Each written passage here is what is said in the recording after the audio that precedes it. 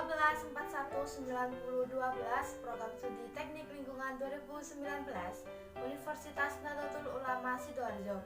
Di sini saya akan menyampaikan apa sih ekotoksikologi dan bagaimana ekotoksikologi itu mencemari lingkungan sekitar. Sebelum masuk ke videonya, jangan lupa subscribe, komen, dan like.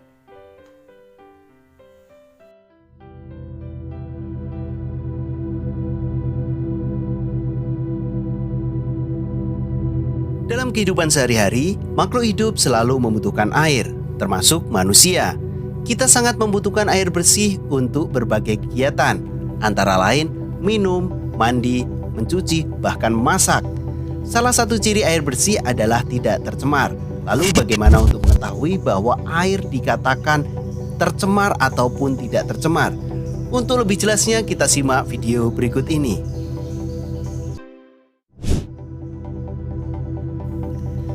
Air bisa dikatakan tercemar apabila air itu sudah berubah, baik warna, bau, maupun rasa.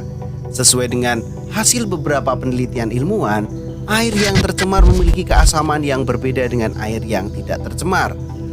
Asal dari pencemaran air itu berasal dari beberapa polutan, misalnya makhluk hidup, zat, energi, atau komponen lain yang ada di dalam air. Akibatnya kualitas air sampai ke tingkat tertentu yang menyebabkan air tidak berfungsi secara normal atau tidak bisa dimanfaatkan secara sebagaimana mestinya. Air sangat rentan terhadap polusi. Hal ini dikarenakan air sebagai pelarut universal, sebab mampu melarutkan lebih banyak zat daripada cairan lain di bumi ini. Nah, pencemaran air mengakibatkan krisis air tawar, mengancam berbagai sumber-sumber air minum dan kebutuhan penting lainnya, tentunya bagi manusia dan makhluk hidup yang lain. Jadi kita tahu ya bahwa polusi air itu merupakan polusi akibat dari pelepasan zat, itu bisa ke dalam air tanah ataupun ke danau, sungai, muara ataupun lautan, dan di titik di mana zat itu mengganggu penggunaan air yang bermanfaat untuk ekosistem. Menurut sumbernya, pencemaran air dapat dikategorikan menjadi dua jenis, yaitu sumber langsung dan sumber tidak langsung. Sumber langsung adalah pencemaran air yang secara langsung, jadi melepaskan polutan yang berupa limbah atau produk samping berbahaya ke dalam air tanpa ada pengolahan. Bisa misalnya dari limbah pabrik atau misalnya ada kilang-kilang minyak. Nah, yang kedua ada sumber tidak langsung. Sumber tidak langsung yaitu polutan atau bahan pencemar yang masuk ke dalam air itu melalui air tanah, melalui dan terjadi misalnya ada di atmosfer yang ada yang namanya hujan asap. Nah, air dapat tercemar oleh berbagai macam zat, termasuk mikroorganisme patogen, limbah organik yang dapat membusuk, nutrisi tanaman, bahan kimia beracun, endapan, panas, minyak bumi, dan zat radioaktif. Beberapa polutan air yang sering ditemukan antara lain adalah limbah domestik, limbah industri, dan juga limbah pertanian. Nah, kalian perlu tahu nih 3 dari limbah tersebut. Dari beberapa contoh berikut, kita akan bahas dari yang pertama itu adalah limbah industri. Air limbah dari pengolahan industri ini cenderung mengandung zat yang berbahaya. Biasanya industri dari pabrik tekstil atau pabrik kertas itu paling banyak menjadi polutan. Jenis limbah dari kedua pabrik ini memiliki bau yang tidak sedap. Limbah ini disebut dengan limbah organik. Lain halnya misalnya dari limbah pabrik baja atau pabrik cat. Limbah dari jenis pabrik ini berupa cairan panas, berbusa, mengandung asam belerang, dan bau yang menyengat juga. Dan limbah yang ini disebut limbah anorganik. Itu dari limbah industri ya, skala besar. Nah, selanjutnya ada limbah rumah tangga. Namanya juga limbah rumah tangga, ya asalnya pasti dari kegiatan perumahan seperti rumah tangga, pasar, perkantoran, rumah makan, ataupun sisa puing-puing bangunan misalnya. Limbah rumah tangga juga terbagi menjadi organik, anorganik, ataupun bahan-bahan berbahaya. Nah, yang ketiga nih, limbah pertanian. Jangan kamu pikir sektor pertanian itu nggak menyumbang limbah loh ya. Sektor ini adalah faktor penyebab limbah, yakni penggunaan pupuk dan bahan kimia. Ya, misalnya insektisida. Bahan kimia tersebut memang berfungsi untuk pembasmi hama. Namun, namanya berbahan dasar dari obat-obatan, pasti ada efek samping untuk kesehatan.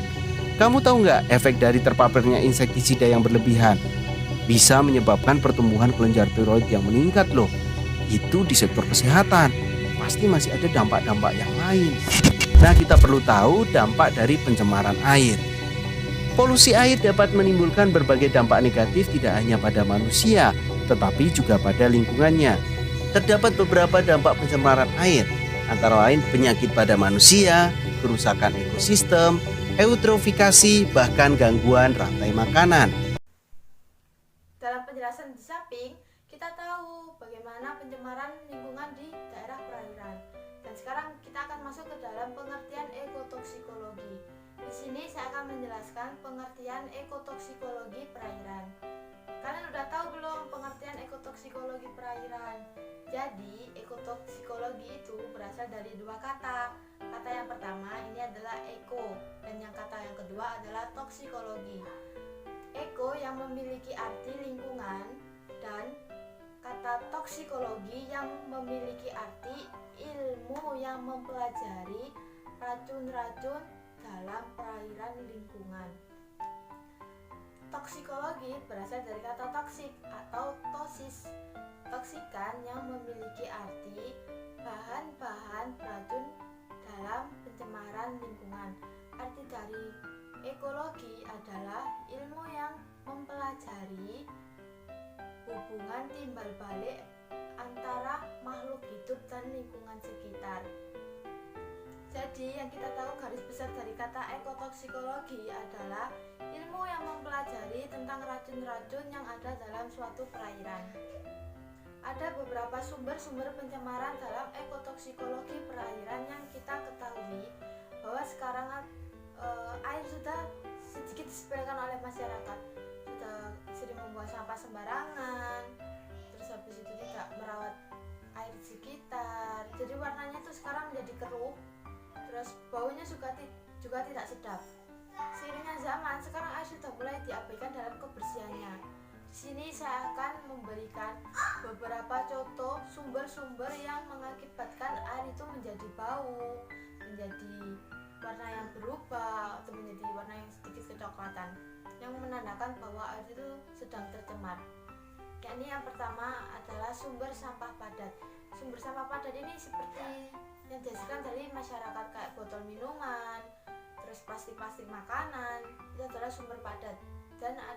Dan yang kedua adalah sumber limbah rumah tangga. Sumber limbah rumah tangga ini seperti air deterjen, air cucian, air-air yang mengakibatkan sungai itu menjadi tercemar.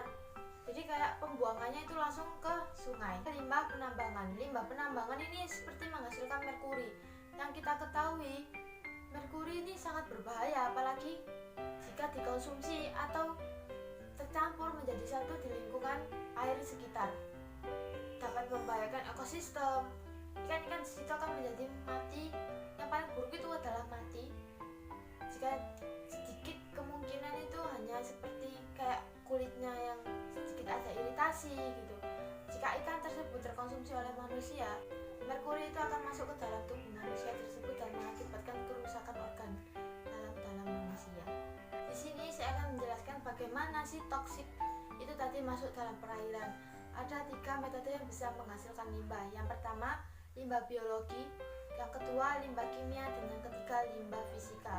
Dan ada beberapa fase yang bisa dibilang fase ekotoksikologi. Yang pertama adalah fase eksposisi, yang kedua adalah fase toksonetik, dan yang ketiga adalah fase toksodinamika.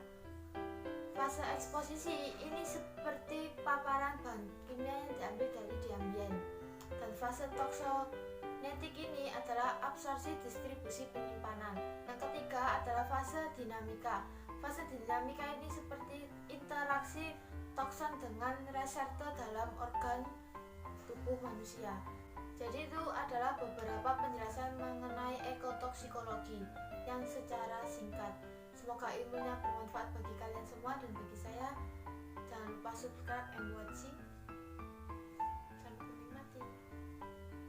Terima kasih. Wassalamualaikum.